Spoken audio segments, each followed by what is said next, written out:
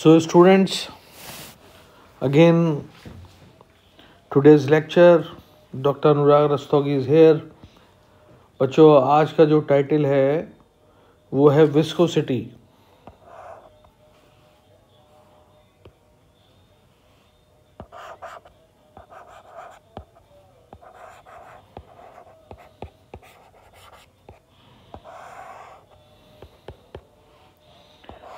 Viscous force.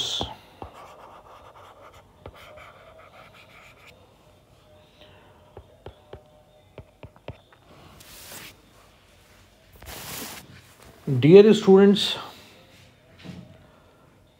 आप जानते हैं कि suppose you are paddling the cycle on the road, you stop paddle the cycle. आपने paddle मारने बंद कर दिए तो कुछ दूर चलने के बाद साइकिल अपने आप रुक जाती है. सवाल उठता है ये क्यों रुक जाती है? Answer is due to friction force. ऐसे ही बेटा, अगर आप किसी लिक्विड को स्टिर करें, घुमाएं, जैसे वॉशिंग मशीन में, मिक्सर ग्राइंडर के अंदर, आप देखते हैं कि जैसे ही आप स्टीयरिंग बंद करते हैं, घुमाना बंद करते हैं लिक्विड का, एकदम से लिक्विड रुक जाता है. आपने कभी सोचा, एट टाइम्स यू वंडर, कभी सोचा आपने कि ऐसा क्यों होता है?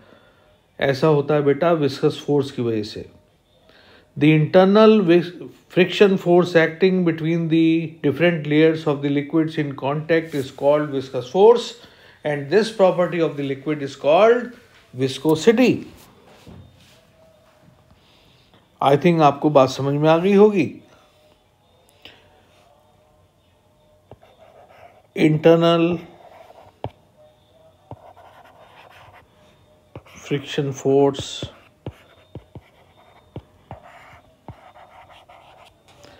acting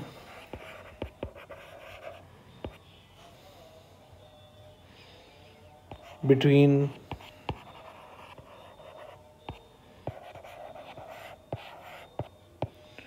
different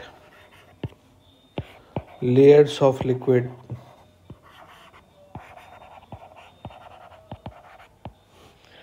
in contact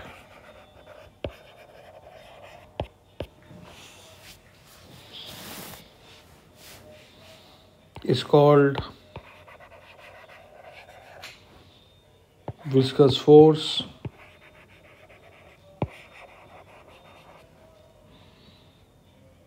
The property of the liquid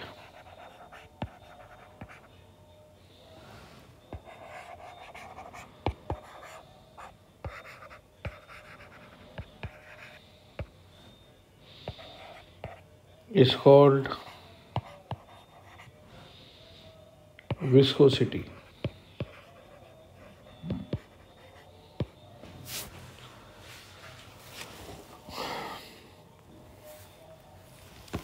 बेटा, विस्कोसिटी के बारे में एक साइंटिस्ट था जिसका नाम था स्टोक.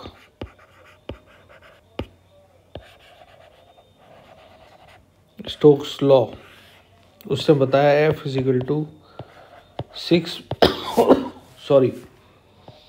6 pi eta RV. इस फॉर्मूले को एम्पिरिकली डिराइव किया जा सकता है, यानी डायमेंशनली डिराइव किया जा सकता है. स्टोक्स ने बताया कि विस्कस फोर्स जो होती है वो आर के प्रोपोर्शनल है, V के प्रोपोर्शनल है. R is stands for radius of spherical body, V stands for terminal velocity, और इसे डायमेंशनली डिराइव किया जा सकता है. डेरिवेशन देख लें बेटा स्टोक्स लॉ का.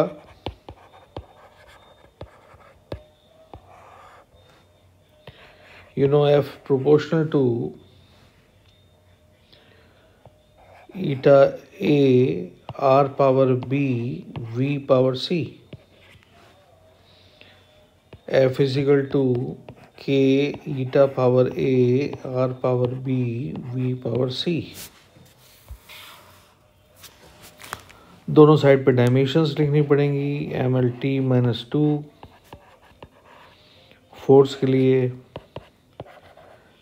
ML -1 T -1 coefficient of viscosity के लिए L पावर B, रेडियस के लिए LT-1 पावर C, V के लिए।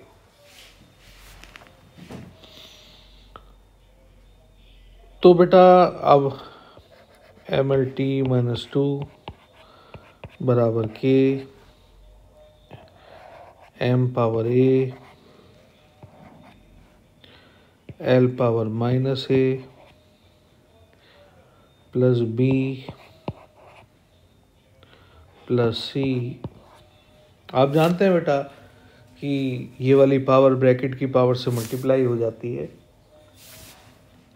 ये वाली पावर ब्रैकेट की और सेम बेस की पावर से ऐड हो जाती है। T पावर -A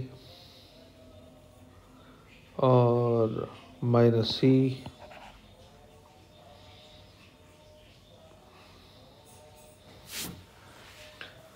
और comparing powers on both the sides.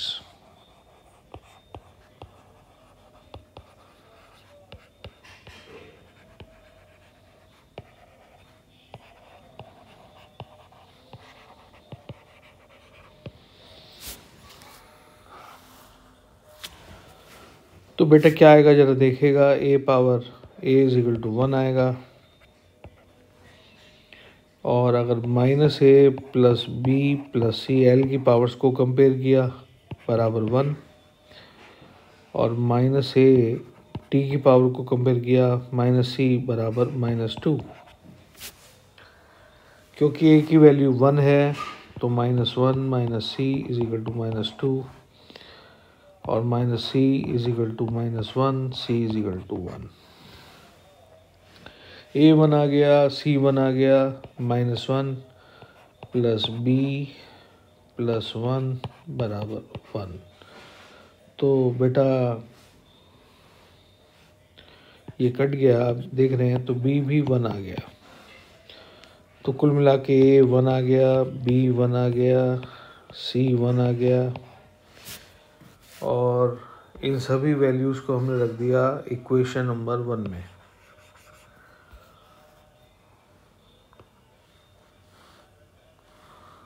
Keeping all the values in equation number 1, we get क्या मिलेगा बेटा, F बराबर K eta power A eta power 1 R power 1 V power 1 according to experiments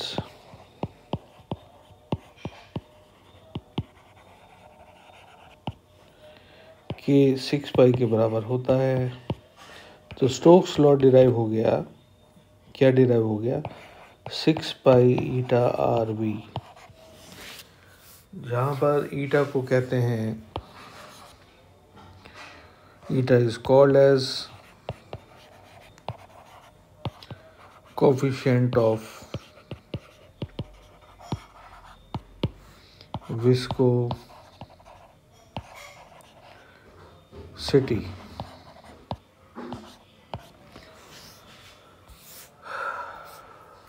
और बच्चों next heading हमारी है बहुत ही important, very important, exam oriented problem, coefficient of viscosity.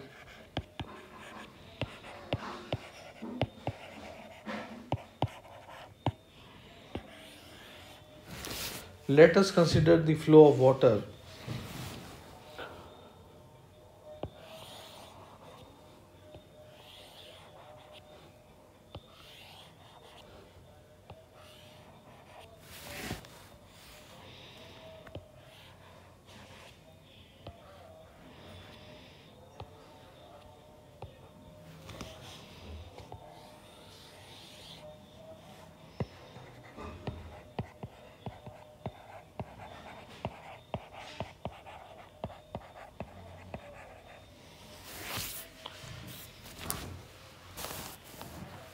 आप देख रहे हैं कि डिफरेंट लेयर्स ऑफ लिक्विड्स, ये लिक्विड की डिफरेंट लेयर हैं,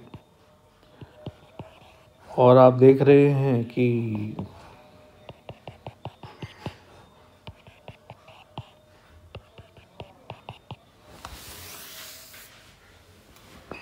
different layers of the liquid की जो वेलोसिटी है, टॉप मोस्ट लेयर की वेलोसिटी हमने v मान ली, ये वाली दो लेयर्स के बीच की दूरी हमने dx मान ली। तो बेटा लिक्विड की खास बात होती है कि जो लेयर बॉटम के संपर्क में होती है, यानी रिवर की जो लास्ट पॉइंट होगी, गहराई में जो लास्ट पॉइंट होगा, जो रिवर की तलहटी होगी, वहाँ पर वेलोसिटी ज़ीरो होगी लिक्विड की। और टॉप मोस्ट लेयर की वेलोसिटी सबसे ज़्यादा, उससे नीचे वाले की उससे कम, उससे नीचे वाले की और थोड़ी कम।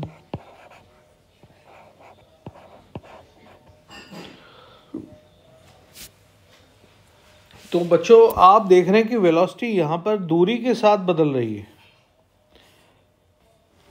तो velocity is changing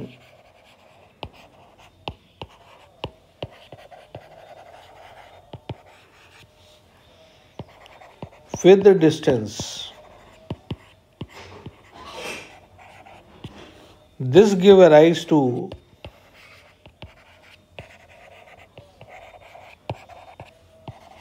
a new physical quantity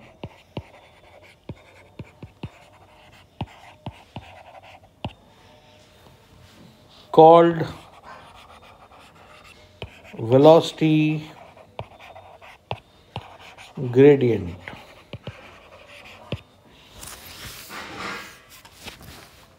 तो क्योंकि वेलोसिटी यहाँ पर दूरी के साथ बदल रही है, और जब कैसी बेटा, ये बड़ी बहुत इंपॉर्टेंट कॉन्सेप्ट है, कहीं पर अगर प्रेशर दूरी के साथ चेंज हो तो प्रेशर ग्रेडियंट, टेम्परेचर दूरी के साथ बदले टेम्परेचर ग्रेडियंट, एनर्जी दूरी के साथ बदले एनर्जी ग्रेडियंट, फोर्स दूरी के साथ बदले फोर्स ग्रेडियंट। और यहाँ पर क्योंकि वेलोसिटी दूरी के साथ बदल रही है तो इसलिए वेलोसिटी ग्रेडियंट। तो एक्सपेरिमेंट से, according to experiments,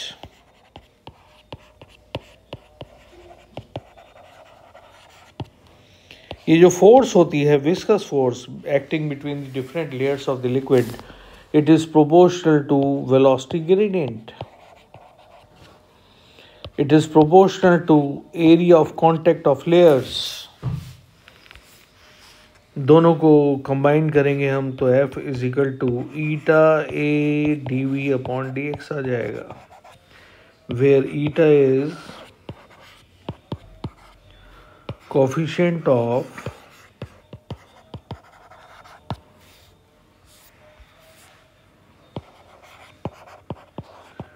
viscosity।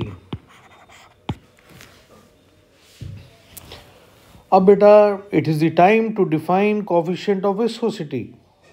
Define करेंगे eta is equal to F upon A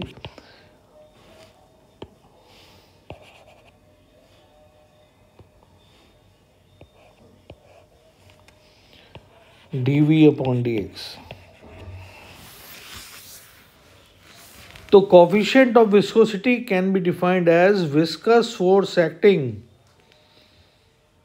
per unit area in order to maintain unit velocity gradient between different layers of the liquid. In defining this coefficient of viscosity, what we will do, we place A is equal to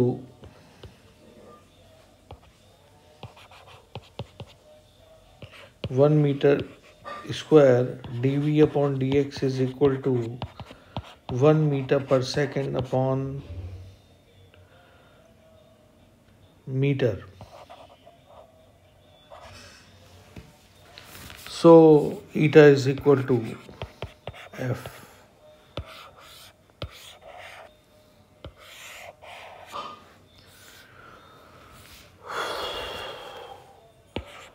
Coefficient of viscosity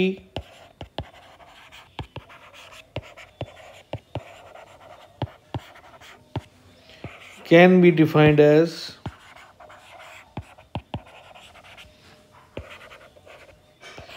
viscous force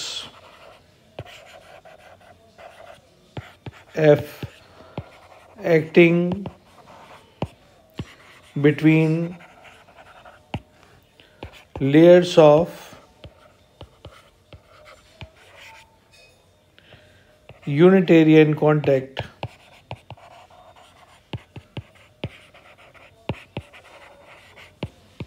in order to maintain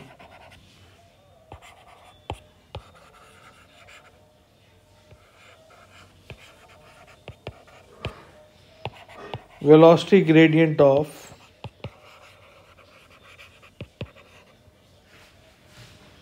in order to maintain, I have to say, unit velocity gradient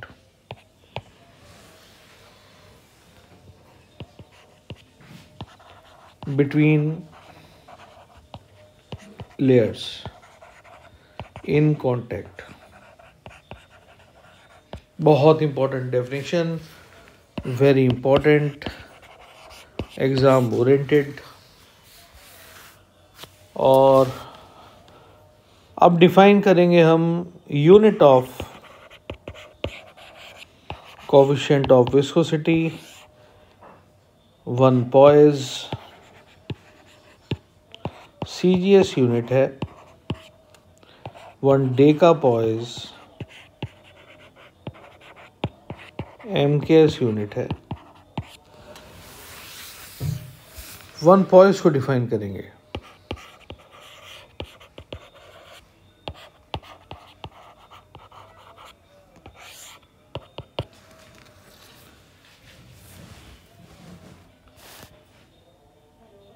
eta is equal to F को 1 dine रख दिया,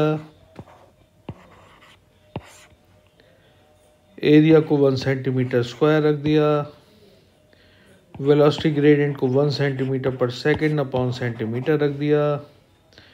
ईटा हो जाएगा 1 poise.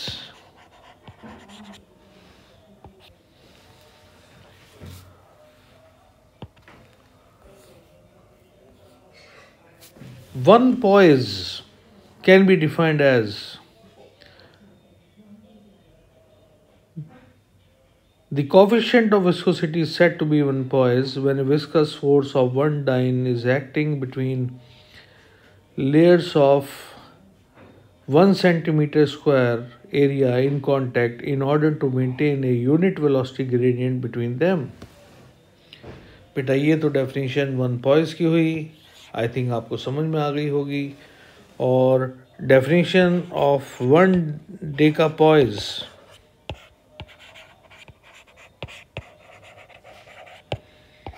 अब क्योंकि ये MKS unit है तो हम ईटा बराबर फोर्स को 1 न्यूटन रखेंगे, 1 metre square 1 meter per second upon meter. The coefficient of viscosity can be defined as 1 decapoise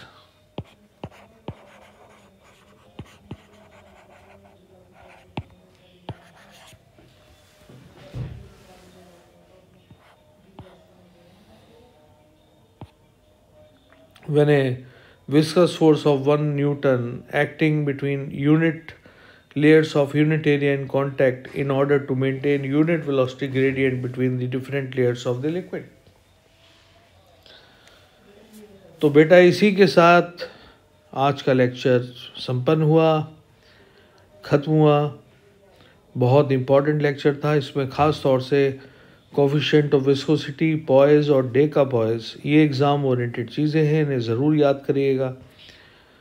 I think आप प्रीवियस लेक्चर अटेंड कर रहे हैं, आपको समझ में आ रहा होगा। हमने कहा भी है कि अगर कोई आपको प्रॉब्लम, कोई कॉन्सेप्ट फिजिक्स में परेशान कर रहा है तो कमेंट में ज़रूर लिखिए। जो स्टूडेंट्स हमारे वीडियो देख रहे हैं वो एटलीस्ट हमें ज़रूर बताइए कि from where you belongs to, from which school you belongs to and how you are feeling by observing these lectures, right? Thank you. Take good care of yourself.